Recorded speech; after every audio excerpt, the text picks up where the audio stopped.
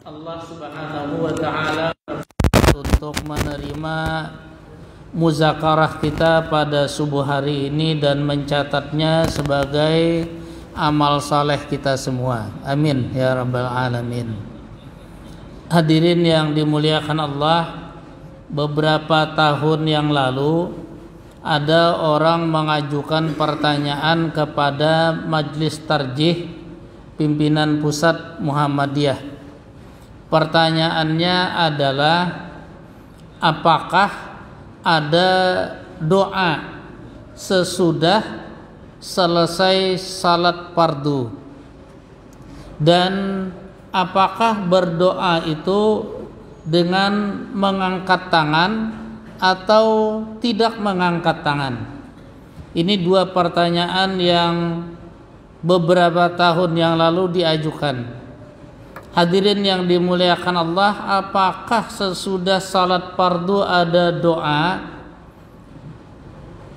Perlu kita ketahui bahwa sebagaimana dijawab oleh Majelis Tarjih, apabila orang selesai salat fardu, maka sesudah salat fardu itu ada tuntunan yang disunnahkan, yang dijadikan kebiasaan oleh Rasulullah sallallahu alaihi wasallam, dan beliau Rasul sallallahu alaihi wasallam ingin kita juga melakukannya, karena itulah sifat dari sunnah Rasul sallallahu alaihi wasallam, yang menurut beberapa kitab fikih antara lain seperti yang disebutkan dalam fikih sunnah, bahwa para sahabat tidak pernah mau meninggalkan sunnah Rasul sallallahu alaihi wasallam,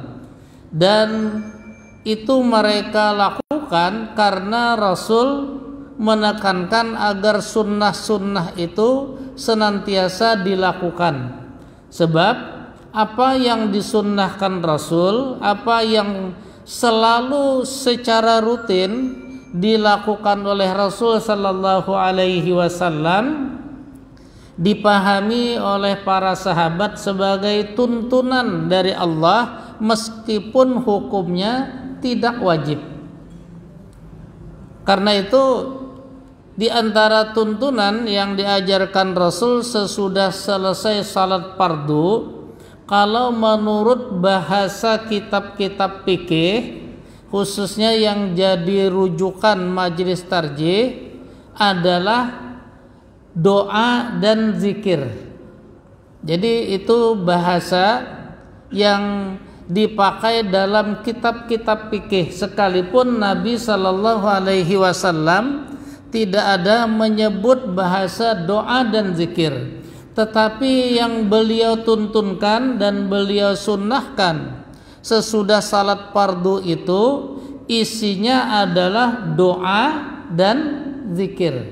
Karena itu lalu di dalam beberapa kitab fikih, dan itu juga yang disebut oleh Majelis Tarjih Muhammadiyah, pengistilahannya adalah doa dan zikir. Hadirin yang dimuliakan Allah, di Indonesia ada istilah lain yang dikenal oleh masyarakat pada umumnya. Istilah yang dikenal itu adalah wirid. Lalu orang sering mengatakan berwirid sesudah salat fardu. Apakah ada perbedaan antara wirid dengan doa dan zikir? Pada dasarnya tidak ada. Isi doa dan zikir sama dengan isi wirid. Cuma memang ada dahulu beberapa ulama di Timur Tengah yang kemudian menyusun bacaan doa dan zikir yang itu lantas disebut oleh orang-orang belakangan dengan istilah wirid. Wirid yang disusun oleh orang dahulu itu terkadang memang berbeda dengan isi doa dan zikir yang diambil oleh majlis tarjih.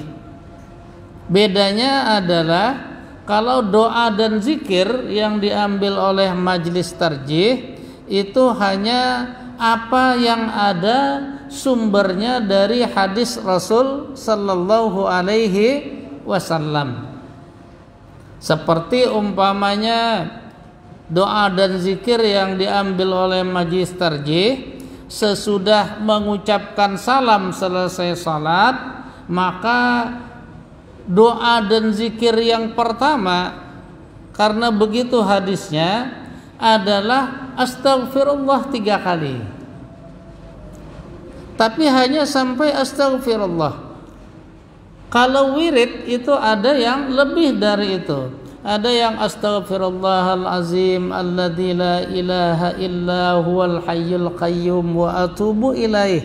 Itu terkadang dalam wirid. Jadi bedanya seperti itu.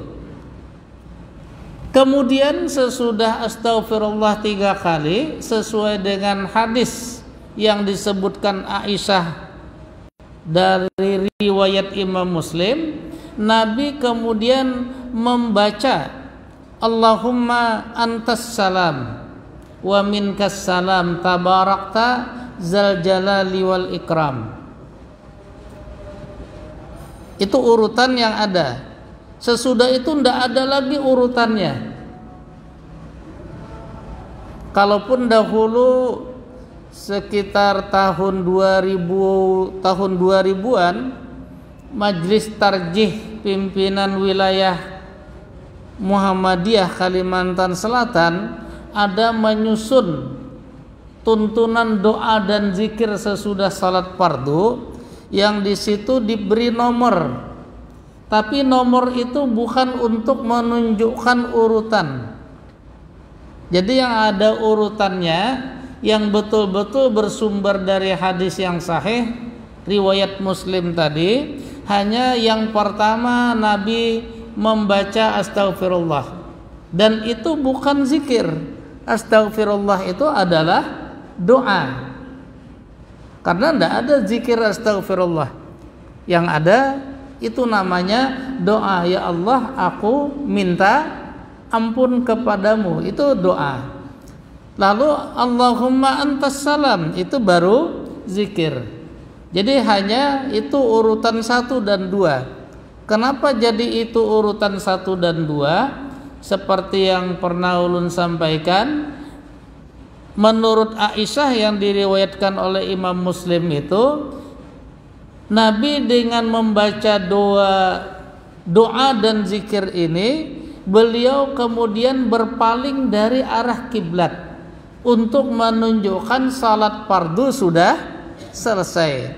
Sehingga dengan isyarat beliau salat fardu sudah selesai, maka makmum yang ingin segera meninggalkan tempat salat karena sesuatu hal, mereka bisa pergi dari tempat salat itu. Tapi kalau Nabi belum berpaling atau imam belum berpaling dari arah kiblat, maka makmum tidak ada yang berani berpaling dari arah kiblat, karena belum ada petunjuk, belum ada isyarat dari imam bahwa salat fardu sudah selesai. Nah, hadirin yang dimuliakan Allah, ini yang di dalam tarjih disebut doa dan zikir. Lalu tadi ada sebagian ulama yang kemudian menyusun wirid. Artinya dari bahasa doa dan zikir, maka jelas sekali petunjuk dari Rasul sallallahu alaihi wasallam, sesudah salat fardu itu ada doa. Dan petunjuk Rasul ini adalah berdasarkan tuntunan dari Al-Qur'an, yaitu surah Ghafir. Ini surah Ghafir ini terkadang ditulis dalam cetakan Al-Qur'an di Indonesia dengan nama surah Al-Mu'min. Jadi ada 2 namanya. Ada yang menulis surah Ghafir, ada yang menulis surah Al-Mu'min. Dua-duanya sama. nampaknya yang agak banyak di Indonesia ini tulisan dalam daftar surah-surah Al-Quran itu disebut Al-Mu'min. Ayatnya ayat 60. Bunyinya a'udzubillahi minasyaitonirrajim. Wa qala rabbukum ud'uni astajib lakum. Innalladzina yastakbiruna an ibadati sayadkhuluna jahannama dakhirin. Dan Rabb kamu berkata atau berfirman, ud'uni, berdoalah kepadaku. Sebetulnya berdoa atau ud'u itu bahasa Arab. Kalau bahasa Indonesianya panggillah aku. Jadi ud'uni itu asli bahasa Indonesianya panggillah aku. Astajib lakum, pasti akan ku jawab panggilan kamu itu. Ini maksudnya orang yang berdoa itu hendaknya memanggil Allah. Nanti dalam adab berdoa yang disampaikan oleh Majelis Tarjih Pimpinan Pusat, kita akan dapat melihat petunjuk itu. Innalladzina yastakbiruna an ibadati, sesungguhnya. Jadi Allah di dalam ayat ini betul-betul menekankan dengan bahasa sesungguhnya. Kalau bahasa kita, awas loh. Jadi bahasa Al-Quran seperti itu untuk mengingatkan dan untuk memberikan tekanan. Sesungguhnya alladzina, orang-orang yang yastakbiruna. Yastakbirun itu bahasa asal Indonesianya sombong. Kalau sombong itu berarti tidak mau. Makan enggak, ini sombong sekali. Berarti dia tidak mau. Sesungguhnya orang-orang yang sombong, yang tidak mau, yang enggan an ibadati, ditafsir disebut an ibadati itu bukan beribadah kepadaku, tapi an ibadati itu ditafsirkan berdoa kepadaku, karena tadi di awalnya adalah perintah berdoalah kepadaku, sehingga ayat ini ditafsirkan sesungguhnya orang-orang yang enggan, yang sombong, yang tidak mau berdoa kepadaku, sayadkhuluna jahannama dakhirin, mereka akan pasti masuk neraka dalam keadaan hina. Sangat luar biasa firman Allah ini, yang intinya bahwa Allah memerintahkan manusia untuk berdoa, untuk memanggil Allah. Dan supaya mau, Allah mengingatkan yang tidak mau berdoa pasti masuk neraka. Karena itu maka Rasul sallallahu alaihi wasallam mensunnahkan melakukan secara rutin, tidak pernah tidak ada, dan memberikan tuntunan kepada kita semua untuk berdoa, termasuk sesudah sholat fardu. Karena itu para ulama menyimpulkan sesudah salat fardu itu adalah waktu yang mustajab untuk berdoa. Bahasanya waktu. Jadi sesudah salat fardu itu waktu yang mustajab untuk berdoa. Termasuk sebenarnya sesudah salat sunat. Karena banyak anjuran Nabi agar orang yang sesudah salat, baik salat fardu khususnya maupun salat sunat, untuk berdoa. Dan itu adalah waktu yang mustajab. Umpamanya Rasul sallallahu alaihi wasallam mengajarkan kalau kamu ada keinginan yang sangat kuat, bahasa Arabnya hajat. Hajat itu artinya kebutuhan. Jadi ada keinginan yang sangat untuk diberikan Allah karena amat membutuhkan hal itu. Karena itu kalau mohon maaf, ketika hajat itu artinya kebutuhan yang amat sangat, dan kebutuhan itu kebutuhan manusianya per orang yang pasti tidak sama. Karena kalau kebutuhan bersama itu namanya bukan hajat. Seperti makan, itu kebutuhan semua orang, itu bukan hajat. Jadi hajat itu kebutuhan masing-masing orang yang tidak sama satu sama lain. Karenanya berhaji itu bukan hajat, itu namanya kewajiban. Makan itu bukan hajat, itu kebutuhan semua orang, maka namanya kewajiban. Tapi kalau ulun ingin umpamanya kuliah di luar negeri, itu bukan kewajiban. Tidak ada orang diwajibkan kuliah ke luar negeri, tapi ulun sangat ingin kuliah ke luar negeri, maka itu namanya hajat. Hajat ulun. Maka Rasul sallallahu alaihi wasallam bersabda, kalau orang ada hajat seperti itu, sesudah salat berdoalah. Ini antara lain petunjuk dari Nabi bahwa sesudah salat itu ada waktu yang mustajab, sehingga surah Ghafir atau surah Al-Mu'min ayat 60 tadi oleh sebagian ahli tafsir disebutkan yang dimaksud Allah tidak mau berdoa yang diancam dengan masuk neraka dalam keadaan hina itu, tidak mau berdoa sesudah salat. Ini oleh sebagian ahli tafsir.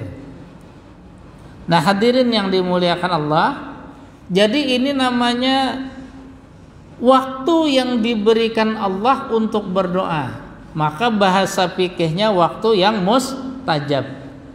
Dan di dalam tuntunan Al-Quran maupun hadis Nabi, untuk kita ketahui tidak ada istilah tempat mustajab. Walaupun di lidah orang Indonesia ada yang mengatakan tempat mustajab, seperti Arafah tempat mustajab katanya. Kemudian di Raudhah tempat mustajab, lalu di Multazam yang antara pintu Baitullah dengan sudut Hajarul Aswad tempat mustajab. Ternyata itu semua salah paham. Karena yang ada tuntunan dari Nabi seperti Multazam, itu Nabi tidak pernah menyebut multazam, itu istilah orang-orang di sana. Nabi sesudah selesai tawaf, yang selesai tawaf itu adalah di sudut Hajarul Aswad. Begitu melewati sudut Hajarul Aswad, selesai tawaf. Dan tawaf itu oleh Nabi disebut sama dengan salat. Cuma bedanya, kalau salat biasa tidak boleh bercakap-cakap dengan bahasa manusia, sedangkan tawaf boleh bercakap-cakap dengan bahasa dan urusan manusia. Karena itu pernah ulun mendengar orang sedang tawaf berdua, yang dibicarakan sepanjang tawaf itu utang. Ya enggak apa-apa, karena dibolehkan oleh Nabi. Karena tawaf itu sama dengan salat, maka begitu selesai tawaf Nabi berdoa. Dan karena selesainya tadi sesudah melewati Hajarul Aswad, berarti Nabi berhentinya untuk berdoa di antara pintu Baitullah dengan sudut Hajarul Aswad. Nabi berdoa di situ, tetapi Nabi tidak menyebut itu tempat. Yang dilakukan Nabi waktu sesudah tawaf. Karena itu tuntunannya sesudah tawaf orang hendaknya berdoa.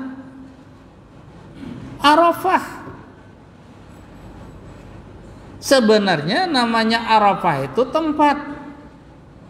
Dan kalau bukan di musim haji, di sana ada apa-apa. Malah dahulu tahun 80 ke bawah, Arafah itu tempat pikniknya orang Mekah. Jadi kalau malam Kamis, karena hari Kamis dan hari Jumat itu libur kerja, kantor libur, maka malam Kamis dan malam Jumat Arafah itu dipenuhi dengan orang-orang, ada yang membawa daging lalu dibakar. Cuma di sana nggak ada sate, yang ada daging panggang. Orang Arab makan sate itu bingung, kok kecil-kecil sekali katanya. Makanya kalau ada orang Indonesia beli daging berapa? Setengah kilo, bingung orang Arab. Karena orang Arab biasanya paling nggak 3 kiloan ke atas itu untuk sekali makan. Loh kok begitu? Lah ayam 1 ekor itu hanya untuk 1 orang sekali makan. Kalau di kita 1 RT. Jadi itu Arafah.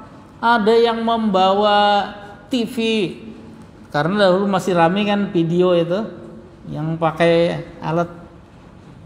Jadi itu karenanya yang dimaksud Nabi bukan Arafahnya, tapi waktu wukufnya itulah yang mustajab untuk berdoa. Jadi waktu, bukan tempat.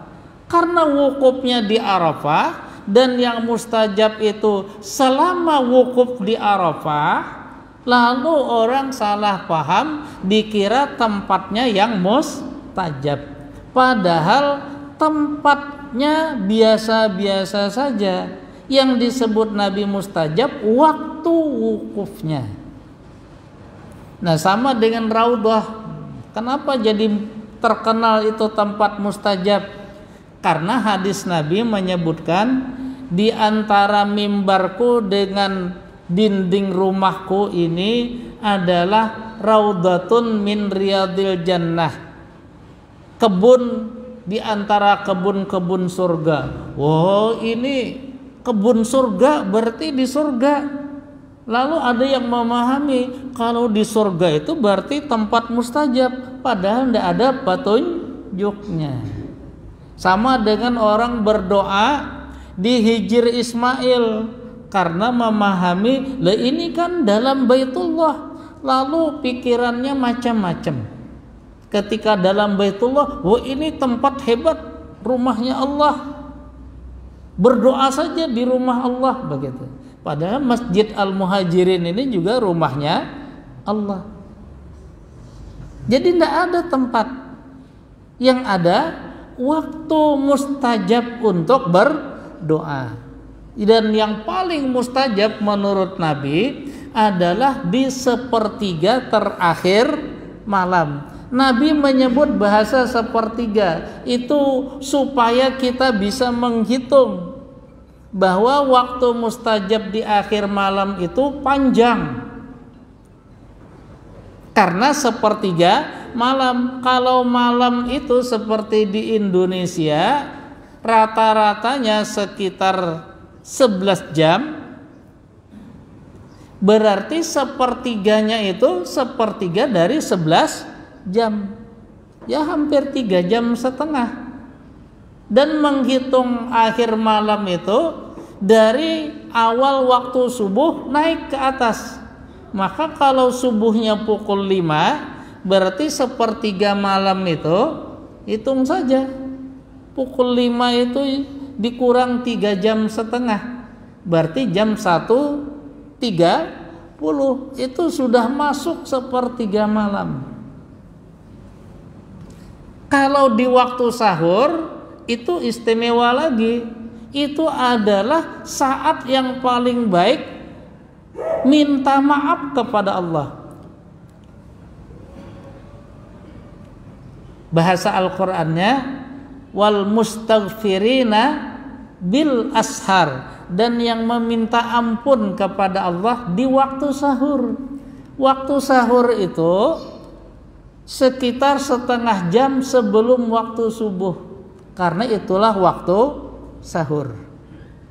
Kalau aslinya waktu sahur itu bahasa para sahabat antara 50 ayat sampai 100 ayat membaca Al-Quran, karena para sahabat nggak punya jam tangan, jadi mereka menghitungnya membaca Al-Quran antara 100 sampai 50 ayat, artinya paling sedikit 50 ayat, paling banyak 100 ayat. Diperkirakan sekitar setengah jam. Itu waktu sahur yang sangat bagus untuk beristighfar. Nah, itu waktu. Jadi tidak ada tempat mustajab untuk berdoa. Hadirin yang dimuliakan Allah. Jadi seperti itu tadi, berdoa sesudah salat fardu dan juga sesudah salat sunat. Ada doa sesudah salat fardu dan sesudah salat sunat. Tidak ada keraguan lagi. Dan Majlis Tarjih mengatakan seperti itu. Jam berapa nih? Enak kesiangan hari Minggu ini. Mungkin ini dahulu, apakah ada yang kita perbincangkan atau cukup aja lah? Insya Allah nanti kalau masih ada waktu lanjutkan dengan adab berdoa yang disebutkan dari Rasulullah Sallallahu Alaihi Wasallam. Karena kalau kita meminta kepada pejabat saja ada adabnya, kan? Tidak bisa SMS, bos minta bantuan untuk rehab Masjid Al-Muhajirin, tujuannya kepada gubernur, nulisnya bos. Oh, ini kata gubernur nggak beradab. Ada adabnya, apalagi kepada Allah Subhanahu wa ta'ala, yang kadang-kadang ada kekhawatiran, apalagi kalau orang-orang yang pernah berhaji melihat sebagian umat Islam berdoa di Baitullah. Apakah itu sesuai dengan adab berdoa yang disampaikan oleh Rasul Sallallahu Alaihi Wasallam atau tidak? Karena pernah ada kawan mendengar orang Pakistan jadi badan dan wajahnya ini dia letakkan di dinding Baitullah, tangannya angkat ke atas pegang tutup Baitullah itu, lalu berdoa, ya Allah pulus mafi sugul mafi, katanya, duit kadada gawian kadada sambil menangis-nangis. Apakah itu sesuai dengan adab berdoa atau tidak? Mudah-mudahan nanti dapat ulun sampaikan pada kesempatan yang akan datang. Apakah ada yang kita perbincangkan seputar yang ulun sampaikan?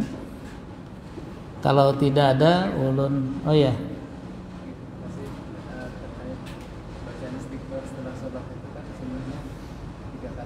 Ya.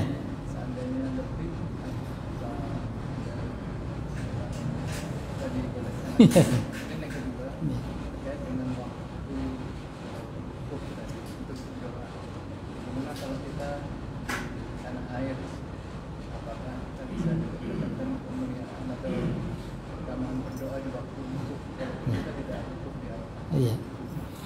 Baik, untuk yang pertama, para ulama itu terbagi dua.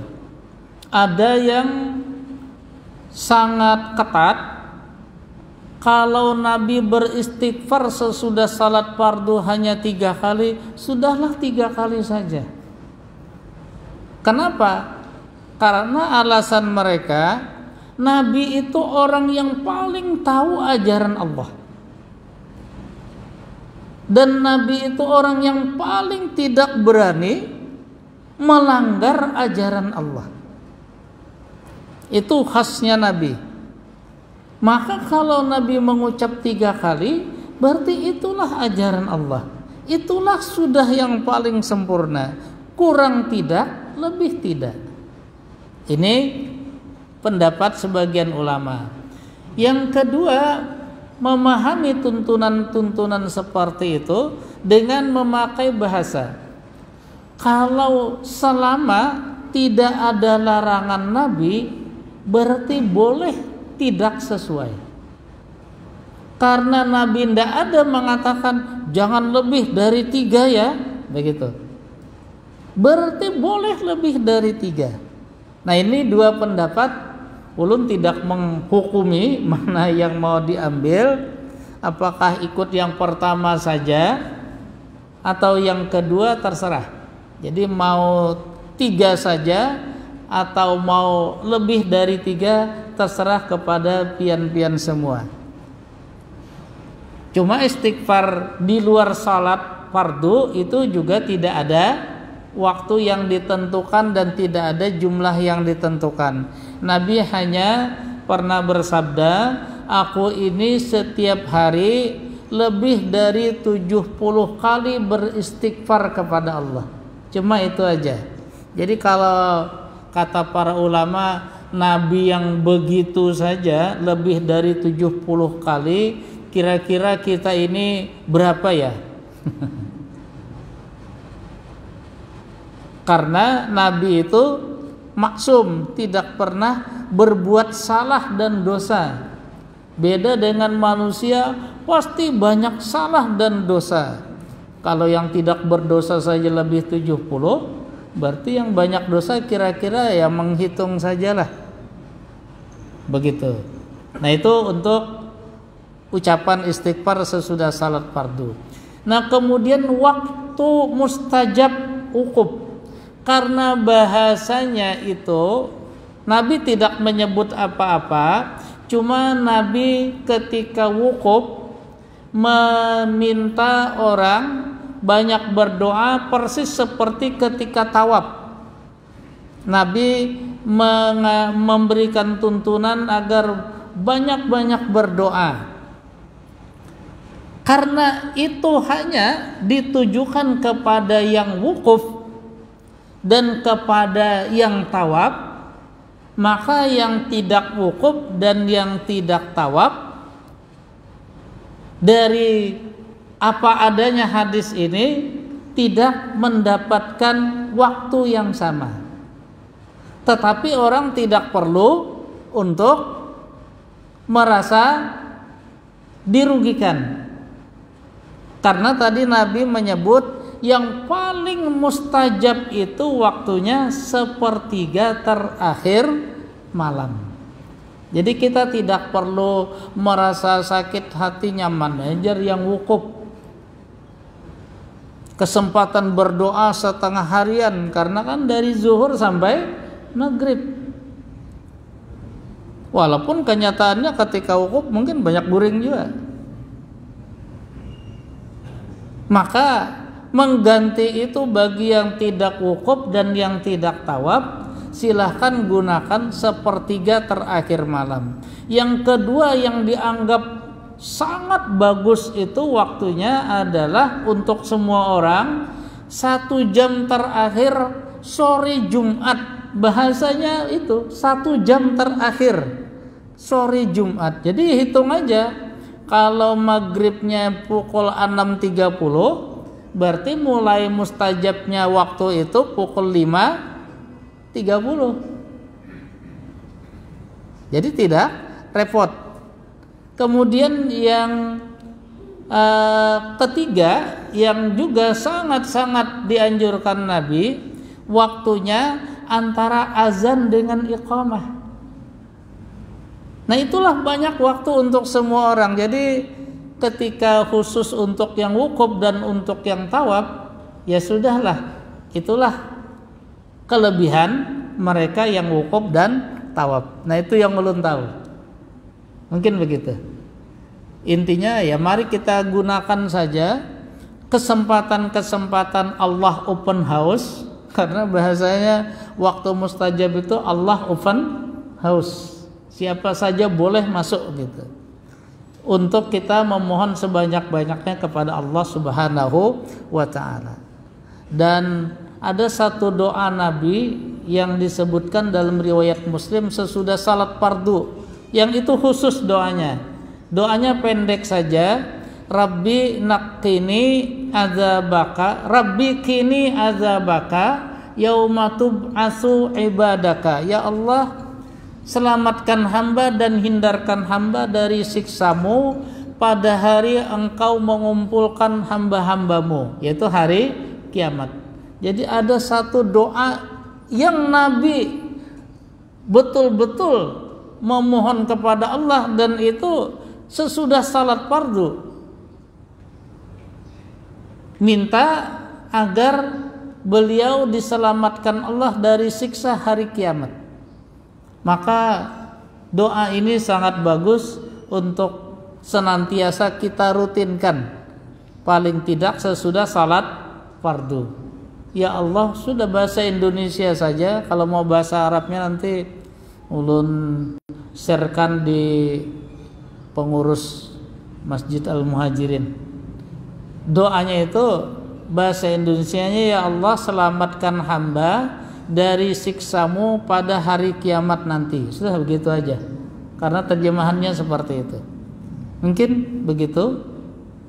Mudah-mudahan apa yang ulun sampaikan ini ada manfaatnya bagi kita semua.